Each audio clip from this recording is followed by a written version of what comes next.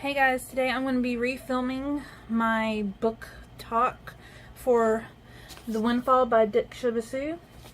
I filmed it the other day and I did not like how it turned out. It was just awful. So I'm going to be discussing my thoughts and opinions again. I know it's late. I know I said I'd have it up on Saturday, but things didn't go as planned, and that happens. Okay, anyways, I got this book from Blogging for Books, and it's an Own Voices novel. Diksha Basu is an Indian author, and she is from, I think, Delhi, India, or Mumbai. I think she's living in Mumbai now, and she also went to school in New York, the same as one of the characters. And this book is set in New Delhi, India, I think. New Delhi, or just Delhi.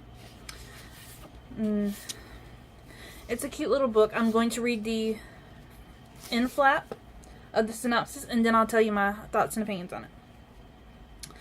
For the past 30 years, Mr. and Mrs. Jha's lives have been defined by cramped spaces, cut corners, gossipy neighbors, and the small dramas of stolen yoga pants and stale marriages.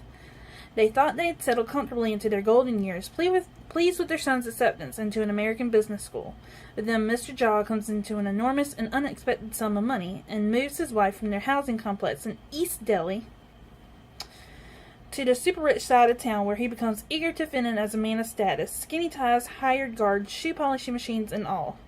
The move sets off a chain of events that rots their neighbors, their marriage, and their son, who is struggling to keep a lid on his romantic dilemmas and slipping grades, and brings unintended consequences, ultimately forcing the Jha family to reckon with what really matters.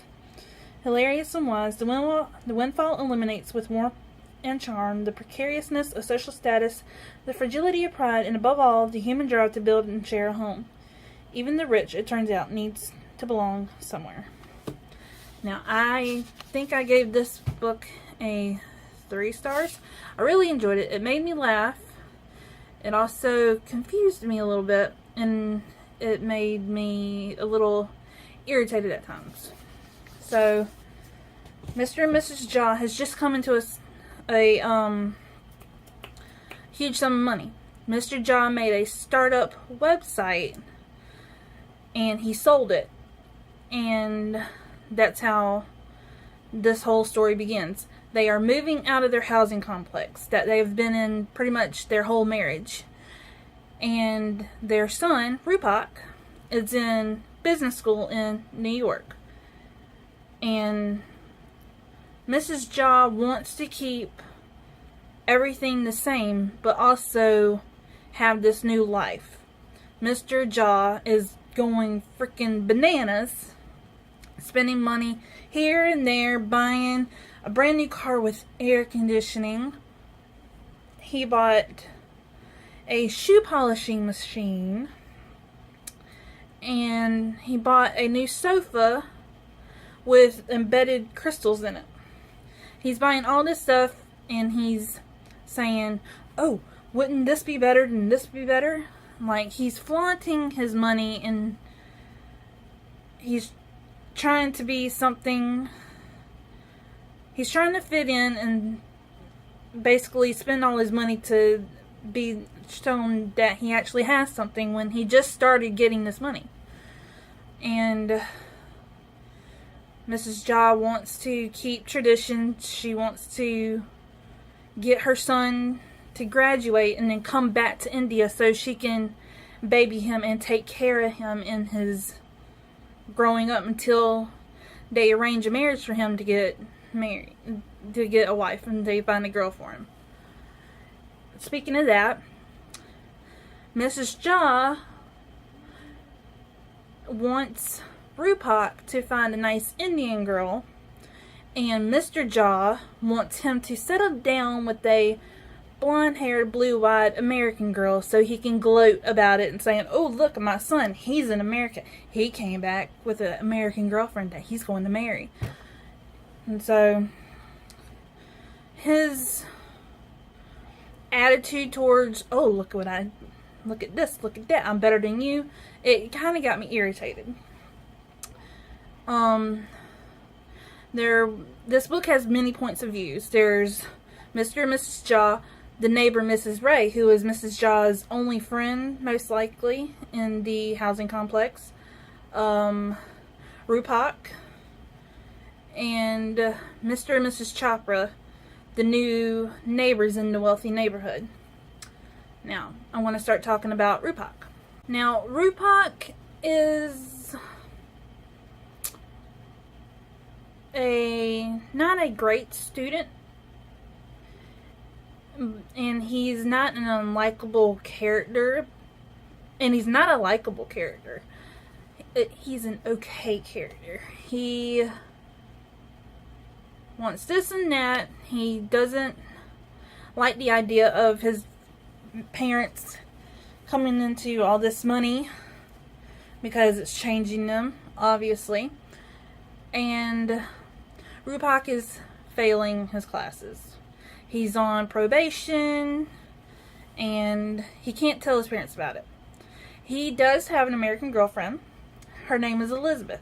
She keeps pestering him to tell his parents about her. Now, when Rupak goes back to India for vacation or school break, he has the chance. He doesn't take it. And then he goes back to New York, and he's kind of resentful of how his parents are behaving. His mom is still trying to baby him, and she is also irritated by how he's acting because he's picking up some Americanisms.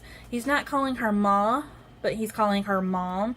But he still calls his dad Papa sometimes.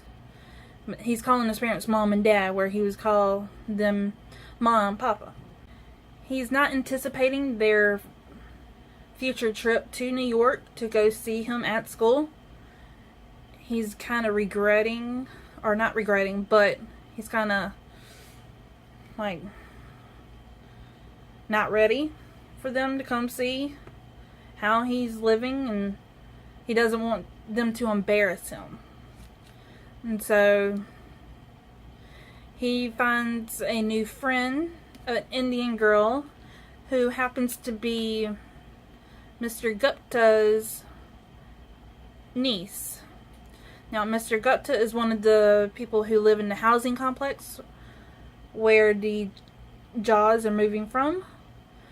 And Mr. Gupta doesn't want his niece anywhere near the Jaws. Serena, Mr. Gupta's niece, her parents are good friends with Mrs. Jha, I think. I don't quite remember. And then after the trip, Rupak gets in trouble. And he gets expelled from school. He buys marijuana in public to help him focus on his studies.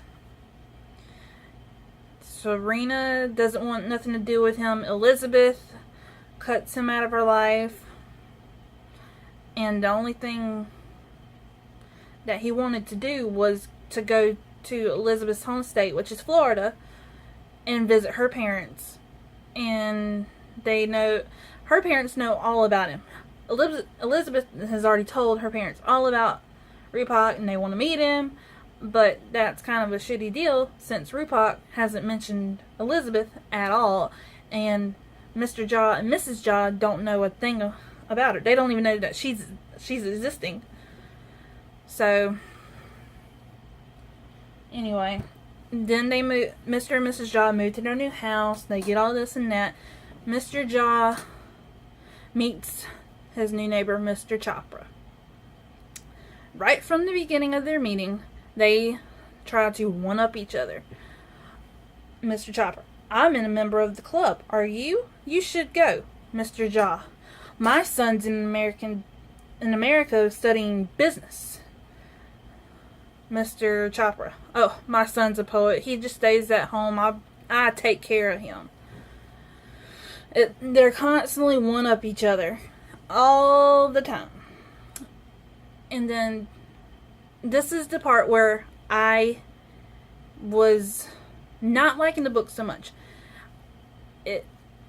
Pretty much every single character in this book was completely judgmental of everybody else. My favorite character out of this whole book has to be Mrs. Ray. She's a widow. She's not your typical widow. Like I was saying, Mrs. Ray has to be my favorite character. She doesn't give a shit about what people think about her. She is her own person. And Mrs. Jaw played matchmaker for her with Mr. Chopper's brother. And then they ended up getting married at the club. I know I got some spoilers about this book, but it was really decent. The writing style was okay. I don't know.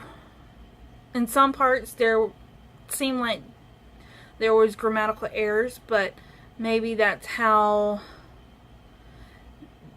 the Indians speak their sentences over there, their sentence structure.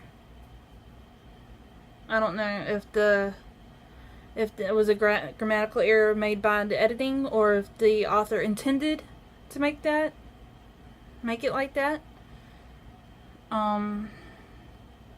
Yeah, I would love to read more from this author.